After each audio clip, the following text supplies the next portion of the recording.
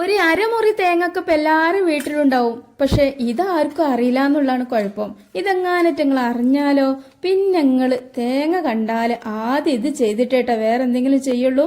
ഒരു വട്ടെങ്ങാൻ്റെ ചെയ്തോ പിന്നെ വീണ്ടും വീണ്ടും ഇതന്നെ ചെയ്തുകൊണ്ടിരിക്കും. എന്താന്ന് വെച്ചാൽ ഇതിക്ക് നമുക്ക് ആകെ രണ്ട് സാധനങ്ങളെ വേണ്ടുള്ളൂ. ചില പലഹാരങ്ങളൊക്കെ നമ്മൾ ഉണ്ടാക്കുമ്പോൾ എന്തെല്ലാം ഒരു സാധനം വേണല്ലേ. പക്ഷെ ഇതിന് നമുക്ക് വെറും തേങ്ങയും വേറെ ഒരു ഇൻഗ്രീഡിയൻസും മാത്രം മതി കേട്ടോ.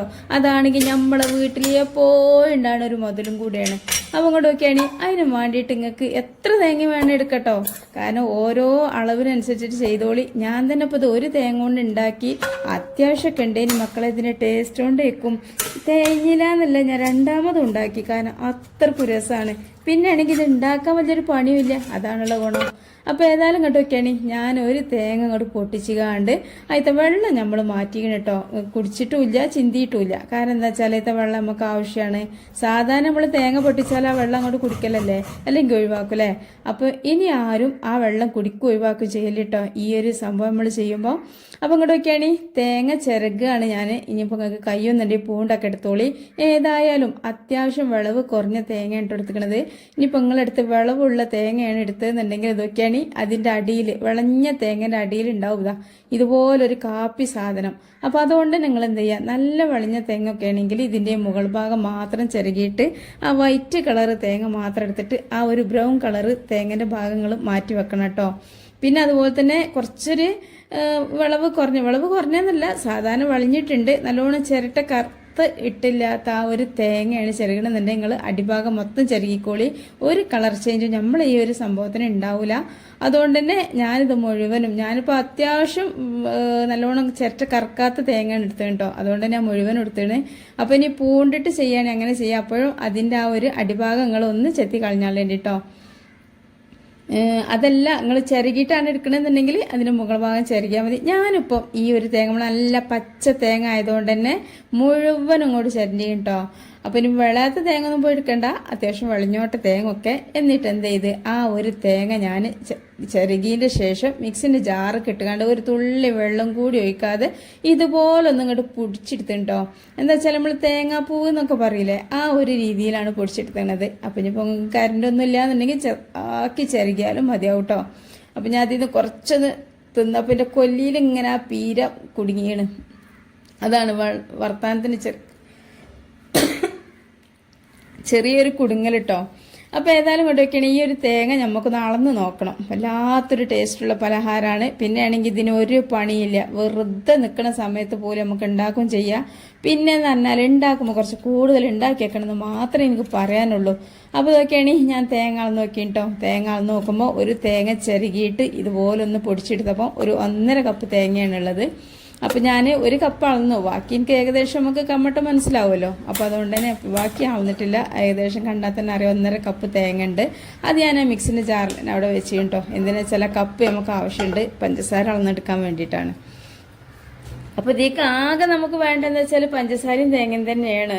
പിന്നെ ഇപ്പം ചെറിയ നമുക്ക് ഒരു ടേസ്റ്റിന് വേണ്ടിയിട്ട് തേങ്ങ വറുക്കാനൊക്കെ വേണ്ടിയിട്ട് ഒരു 2 ടേബിൾ സ്പൂൺ നെയ്യ് എടുക്കുന്നുണ്ട്. ഇനിയിപ്പോൾ നിങ്ങളെടുത്ത് നെയ്യില്ല എന്നുണ്ടെങ്കിൽ ആ ഒരു ടെൻഷനാണ് മക്കളെ, നിങ്ങൾ വെളിച്ചെണ്ണ ഓയിലോ എന്തെങ്കിലുമൊക്കെ എടുത്തു കേട്ടോ. ഇതൊന്നും ഇപ്പോൾ ഒരു ഇൻഗ്രീഡിയൻസ് നമുക്ക് പറയാൻ പറ്റൂല, കാരണം ഒരു കുഞ്ഞ് സംഭവമല്ലേ.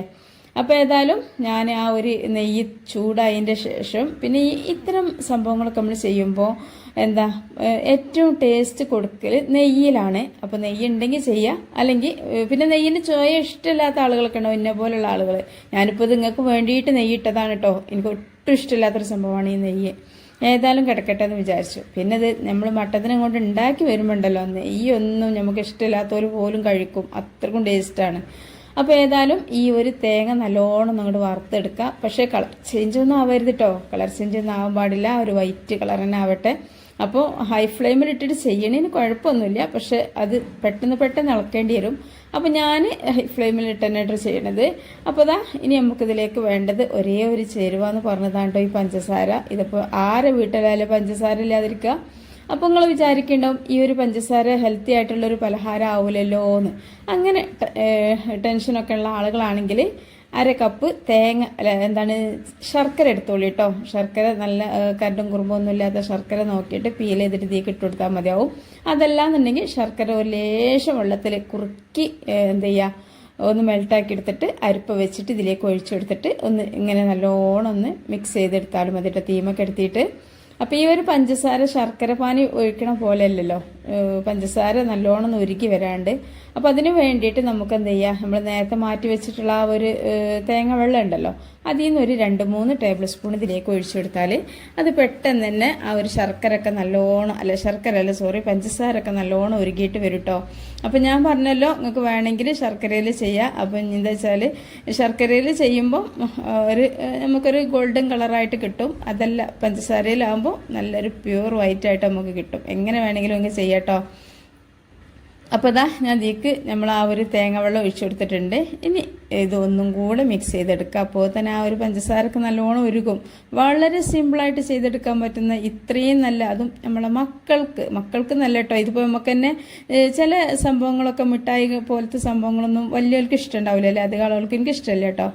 അപ്പോൾ പക്ഷെ ഇത് ഞാൻ ഉണ്ടാക്കി പഠിച്ച റബ്ബേ, ഞാൻ സത്യം പറയാണ് കേട്ടോ, അത്രക്കൊന്ന് പറയാൻ നിങ്ങളോട് പറയാനില്ല ഇതിൻ്റെ ടേസ്റ്റ്. ഞാൻ വിചാരിച്ചു ഇത്രയും കാലം നമ്മളിത് ചെയ്തില്ലല്ലോ എന്ന്. കാരണം ഒരു തേങ്ങ ഉണ്ടെന്നുണ്ടെങ്കിൽ അതും നമ്മളിപ്പോൾ എന്താ വെച്ചാൽ ഇവിടെ തികയാത്തിൻ്റെ കാര്യം എന്താ വെച്ചാൽ ഋതുവിൻ്റെ കൂടെ ഉള്ള ഫ്രണ്ടൊക്കെ ഉണ്ടായിന്, അതുകൊണ്ടായിട്ട് തികയാഞ്ഞ് നമ്മുടെ വീട്ടിൽ 2-3 അംഗങ്ങളൊക്കെ നമുക്ക് ഇഷ്ടം പോലെ കഴിക്കാൻ ഈ ഒരു തേങ്ങ വെച്ചിട്ട് തന്നെ ചെയ്യാൻ പറ്റും. അതുപോലെ തന്നെ ഞാനിതാ ഇനി ഇതിലേക്ക് മധുരം ഒന്ന് ബാലൻസ് ചെയ്യാൻ വേണ്ടിയിട്ട് ഒരു 2 ടേബിൾ സ്പൂൺ വെള്ളത്തേക്ക് ഒരു പിഞ്ച് ഉപ്പ് വെള്ളത്തിൽ കലക്കിയിട്ട് ഒഴിക്കണം കേട്ടോ. അല്ലാന്നുണ്ടെങ്കിൽ ഈ ഒരു ഉപ്പ് അവിടെയും ഇവിടെയൊക്കെ കടിക്കാൻ സാധ്യത ഉണ്ടാവും. ഇനിയിപ്പോൾ എത്ര പൊടിയുപ്പാണെങ്കിലും നമ്മൾ ഇത്തരം സംഭവങ്ങളൊക്കെ ചെയ്യുമ്പോൾ ലേശം വെള്ളത്തിൽ കലക്കുക. അപ്പോൾ ഞാനൊരു 2 ടേബിൾ സ്പൂൺ വെള്ളത്തിൽ ആ ഒരു പിഞ്ച് ഉപ്പ് എടുത്തിട്ട് കലക്കിയിട്ട് ഇതിലേക്ക് ഒഴിച്ചു കൊടുത്തിട്ടുണ്ട്. ഇനി ഈ ഒരു സമയത്ത് നമുക്ക് ഫ്ലെയിമൊക്കെ ഒന്ന് കുറച്ച് കൊടുത്തിട്ട് കുറച്ച് സമയം ഒന്ന് നിൽക്കട്ടെ.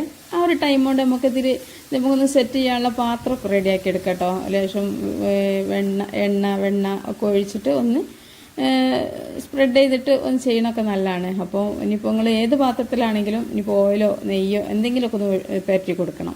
അപ്പോൾ ഞാനിപ്പോൾ അതിൻ്റെ ഇടയിൽ പോയിട്ട് അത് പരറ്റിയിട്ടുണ്ട് കേട്ടോ, അതിൻ്റെ വീഡിയോ ഒന്നും കാണിച്ചിട്ടില്ല. പിന്നെ നമുക്ക് ഈ ഒരു സംഭവം ഏറ്റവും കൂടുതൽ ടേസ്റ്റ് എടുക്കുന്ന സംഭവമാണ് ഏലക്കാപ്പൊടി അല്ലേ. നമുക്കിപ്പോൾ മധുരമുള്ള സാധനത്തിക്കൊക്കെ ഏലക്കാപ്പൊടി അതൊരു ഗമ വേറെ തന്നെയാണ്. അപ്പോൾ എന്തായാലും ഏലക്കാപ്പൊടി ചേർത്ത് കൊടുക്കണം കേട്ടോ. ഏകദേശം ഒരു 1/4 ടേബിൾ സ്പൂണോളം ചേർത്ത് കൊടുത്തിട്ടുണ്ട്.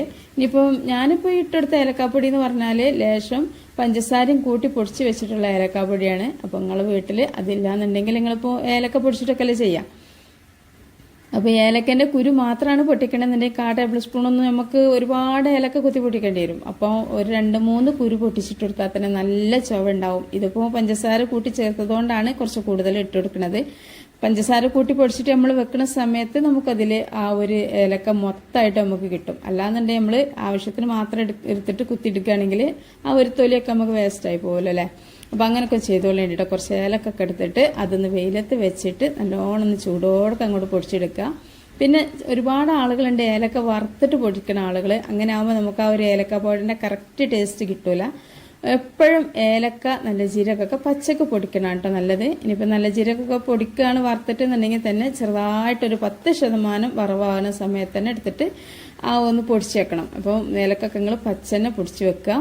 അപ്പോൾ ഏതായാലും നമ്മുടെ ഈ ഒരു സംഭവം ഒരുവിധം റെഡി ആയിട്ടുണ്ട്. ആ തീമ തന്നെ നിൽക്കുകയാണ്. അപ്പോൾ ഞാനെന്താ വെച്ചാൽ ഇതിൻ്റെ ഇടയിൽ ഞാനിങ്ങനെ ഓയിലൊന്ന് സ്പ്രെഡ് ചെയ്ത് കൊടുത്തേനല്ലോ. അപ്പോൾ ഞാനിപ്പോൾ ഇതിലാണ് സെറ്റ് ചെയ്തെടുക്കണത്.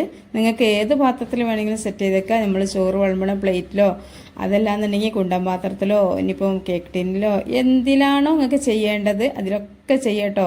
ഇനിയിപ്പോൾ ഇത് എടുത്താൽ കിട്ടാൻ കുറച്ച് പ്രയാസമുള്ളൊരു നല്ലൊരു നമ്മളെ ഇഞ്ചി മുട്ടായൊക്കെ ഉണ്ടല്ലോ അതുപോലെയാണ്. പക്ഷേ ഇഞ്ചി മുട്ടായി മൊത്തം ഹാർഡായിരിക്കും. പക്ഷേ ഇതിൻ്റെ ഉൾഭാഗം നല്ല സോഫ്റ്റും പുറം ഭാഗം നല്ല ഹാർഡും ആയിട്ടാണ് കേട്ടോ നിൽക്കുക. അപ്പോൾ ഏതായാലും നമുക്കിത് കുറച്ച് സമയം എങ്ങനെയാണെന്ന് വെച്ചാൽ ഇത് ഒരുവിധം പലഹാരങ്ങളൊക്കെ നമ്മൾ ഉണ്ടാക്കിയാൽ കുറേ സമയം നമ്മൾ സെറ്റ് ചെയ്യാനൊക്കെ നിൽക്കേണ്ടി വരും അല്ലേ.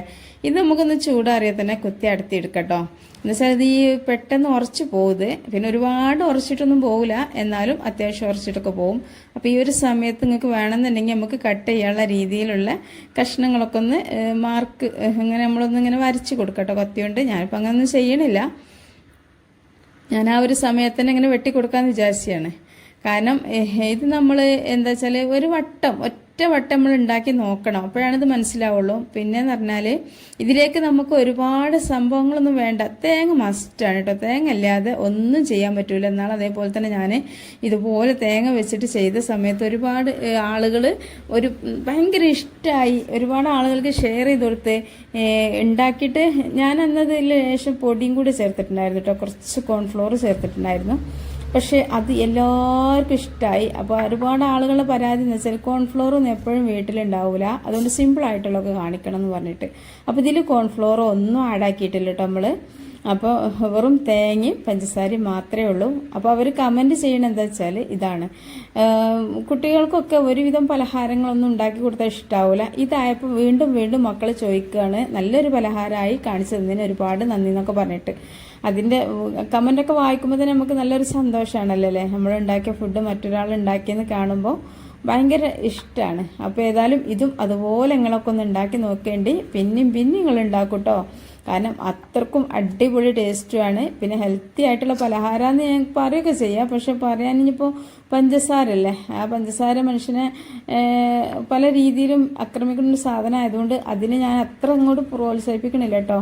പ്രോത്സാഹിപ്പിക്കണില്ല എന്നല്ല, എന്നാലും ശർക്കര ഉണ്ടെങ്കിൽ അത് ചെയ്യുക. ശർക്കര യൂസ് ആക്കണമായിരിക്കും ഏറ്റവും നന്നാവുക. അപ്പോൾ ഏതായാലും ഞാൻ പഞ്ചസാരയിലാണ്, പക്ഷെ എനിക്ക് ടേസ്റ്റ് തോന്നിയത് പഞ്ചസാര ചെയ്തപ്പോഴാണ് കേട്ടോ. ഉള്ളതെല്ലാം പറഞ്ഞു തരാൻ ഞങ്ങൾ ചിലപ്പോൾ ശർക്കര ചെയ്യുകയാണെങ്കിലോ, ശർക്കര ചെയ്യാൻ ആവശ്യമുള്ളവർക്ക് അങ്ങനെ ചെയ്യാം, അതല്ല പഞ്ചസാരയിലാണെങ്കിൽ അങ്ങനെയും ചെയ്യാം. എങ്ങനെയായാലും മക്കളെ ഇത് അടിപൊളി ടേസ്റ്റാണ്. ഏതായാലും ഞാനിപ്പോൾ ഇത് ഏകദേശം ഒരു 10-15 മിനിറ്റോളം ആയപ്പോഴേക്കും പിന്നെ ഇവിടെ അടുക്കളയിൽ നല്ലോണം ഫാൻ ഇട്ടിട്ടുണ്ട് കേട്ടോ, കാരണം നല്ല ചൂടാണ്. ഇപ്പോൾ വെയിലറച്ചപ്പോഴേക്കും ചൂടൊക്കെ വരുന്നുണ്ട്, അതുകൊണ്ട് തന്നെ നല്ലോണം ഫാൻ ഇട്ടതുകൊണ്ടായിരിക്കാം പെട്ടെന്ന് തന്നെ ഇത് സെറ്റായിട്ട് കിട്ടിയിട്ടുണ്ട്. നല്ല ഉറപ്പായിട്ട് കിട്ടും കേട്ടോ.